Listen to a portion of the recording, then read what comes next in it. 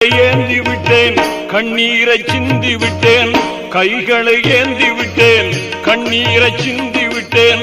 கல்புக்குள் உனை நினைத்து இறைவா, கல்புக்குள் உனை நினைத்து இறைவா, உந்தன் கருணைக்கு ஏங்குகின்றேன் இறைவா, உந்தன் கருணைக்கு ஏங்குகின்றேன் இறைவா.